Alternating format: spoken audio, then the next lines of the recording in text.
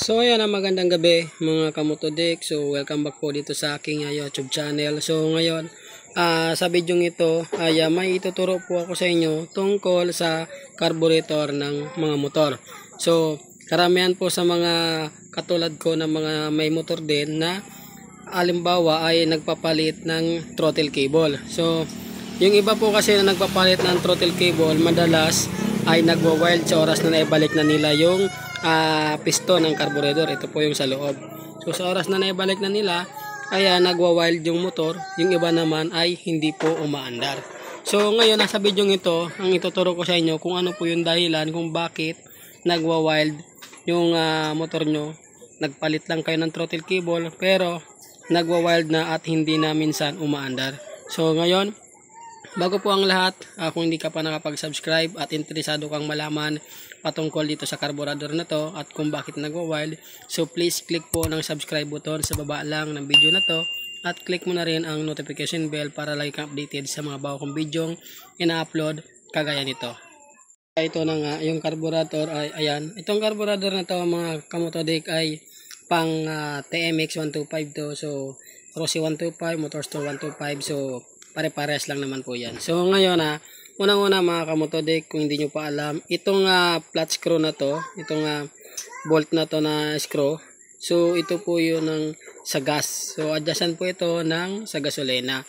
So sa mga TMX po, ganito po ang style nyan. Ito po yung sa gas at itong sa ilalim naman po nito ay ito naman yung sa hangin. So kung ikukumpara nyo sa mga XRM na 110 to 125, so ang adjacent ng sa hangin niya sa gas ay magkatabi lang dito.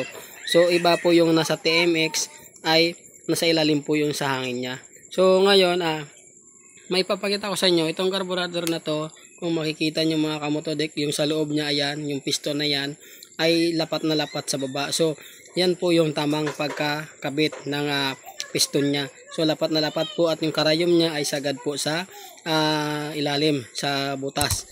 So ngayon papakita ko sa inyo kung bakit yung karamihan na nagpapalit ng throttle cable ay nagwa-wild yung kanilang motor. So papakita ko sa inyo kung saan sila nagkakamali at kung isa ka rin doon na tamang-tama sa iyo ang video na to para malaman mo kung saan kayo nagkamali sa pagbalik ng piston ng carburetor kung bakit nagwa-wild. So ngayon buksan ko muna to. So tanggalin natin. Ay tumalsik na kasi may spring. Ayan, so ito yung spring at ito yung takip. So tumalsik.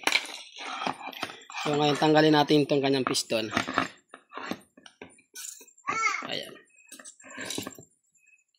So ito mga kamotodik, kung makikita nyo dito sa piston niya, dito sa kabilang side ay mayroon niyang gatla. Ayan, may biyak yan na mahaba. Ayan yung biyak niya. So dito pinapasok yung throttle cable. So dito sa gatla na to. So ipapasok mo yan dito at sasagad mo yan dito. So yan po yung pinaglalagyan ng throttle cable. So ito yung kanyang karayom. Ayan.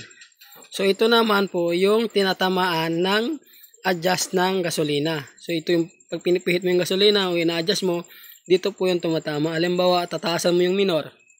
So ina-adjust mo yon. Kusa po itong aangat. Tataas to ng bagya. Pag inaangat, pag pinipihit mo yung kanyang sa gas yung sa minor. So ito po yon. Ayan. So ito yon. So makikita nyo yan dito. Ayun o. Yun yung dulo niya. So dito po yon. So yung iba, kaya sinasabi ko guys na nagkakamali sa pagbabalik nito dahil yung iba nababaliktad ganito. So kaya bago kayo magtanggal nito, bago kayo magpalit ng throttle cable, tingnan nyo muna kung tama yung nyo, pagkabit o yung pagbalik. At yung pagbaklas nyo, titingnan nyo ng maigi dahil may pagkakaiba po yan. Minsan nababaliktad yan. Ayan o. So minsan yung iba po ganito po nangyayari. Itong mahaba na to na biyak, yung gatla na to, minsan dito nila na itatapat sa adjacent ng minor. So ipapakita ko sa inyo kung bakit nag-wild. Ayan. So balik natin to ganyan. Ito mali po itong ganito.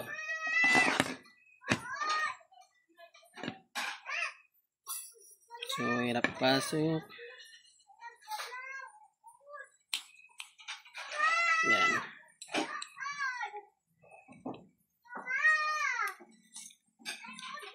pasok ko muna.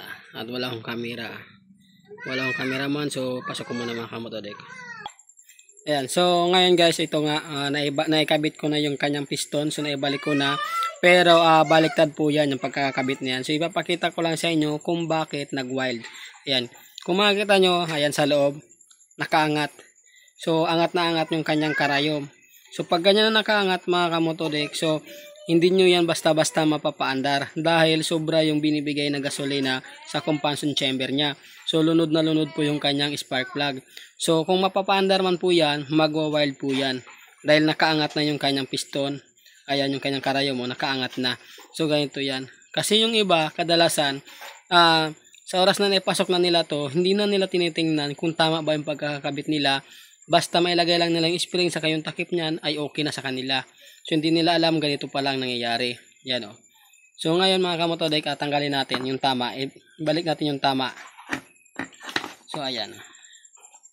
Yan, okay. So ganito po yung tama niyan o. Ito yung kanyang sa gas. Ito yon. Ayan.